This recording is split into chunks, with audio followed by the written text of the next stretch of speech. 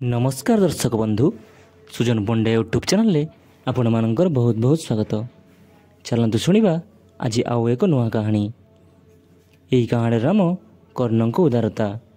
थरे भगवान श्रीकृष्ण पांडव मान साथी कथबार्ता होता बेले कर्ण को उदारतार बारंबार प्रशंसा करुले। यह अर्जुन को भल लगिला नहीं। अर्जुन कहले, श्याम सुंदर आम बड़ भाई धर्मराज दुनिया रे आउ कहीं अधिक उदार नहांती, तथापि आपण तांको सम्मुखरे कर्ण को उदारतार एते प्रशंसा करुछंती काहेकि? भगवान कहले, एकथा तुमको मु अन्य समय रे केबे बुझाई देबी। किछि दिन परे अर्जुन को संगरे नहीं भगवान श्रीकृष्ण धर्मराज युधिष्ठिरंक राजभवनर द्वार देश रे ब्राह्मण बेश पहुँचिले। से धर्मराज कहले, मोर मोहणे शुक्ला चंदन काठ दरकार, दयाकोरी आपण मगाई दिंतु। से दिन प्रबल वर्षा होउथाए, जोठु भी काठ आनिले वर्षारे ओदा हो जाउथाए। महाराज युधिष्ठिर सेवक मानंकु नगर को पठाइले, किंतु दुर्भाग्यवशत केउठी हेले शुक्ला चंदन काठ सेरे अधसेरु अधिक मिलिला नाही। युधिष्ठिर हाथ जोड़ी निवेदन कले, आज शुक्ला चंदन काठ मिलु नाही। आपण आउ कौनसी वस्तु जदि चाहिए ताहले तुरंत दिया जाई परिबो।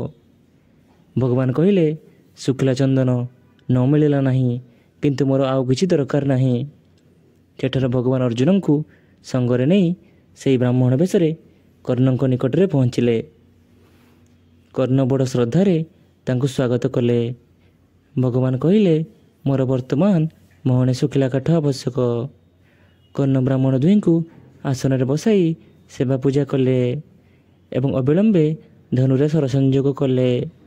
सर मारी कर्ण निजर सुंदर शोभामय महलर मूल्यवान कबाट, चौकाठ, पलंक प्रभृति भांगी देले एवं काठ आनी गदा करदेले। सबुजाक काठ चंदन थिला।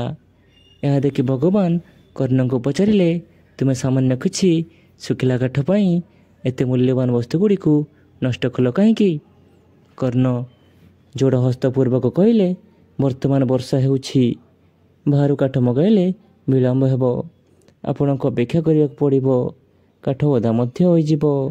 एसबु सरंजाम तो पुणी तैयारी होई पारिबो, किंतु मो निकट को आस्थिबा अतिथि निराश होई मन दुखरे फेरीगले से दुख मो हृदय दूर हेब नाही।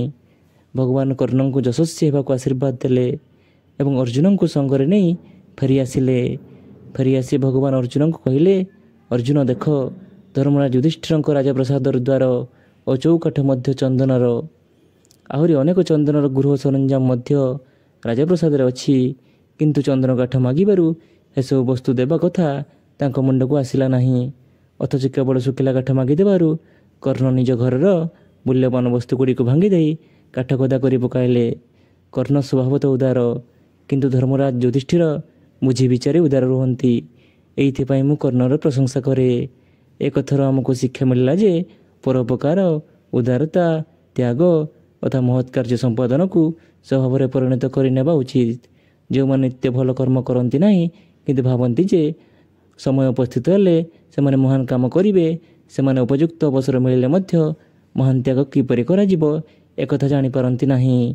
जे छोट छोट अवसर में त्याग तथा उपकार करिवार स्वभाव करिनिए से ही महान कार्य करिवार सफल हुए। धन्यवाद। यदि कहानी भल लगे ताहले मो चैनल टी को लाइक, शेयर एवं सब्सक्राइब करिवे एवं अन्य माननकु शेयर करने को भूलिबे नहीं। धन्यवाद दर्शक बंधु।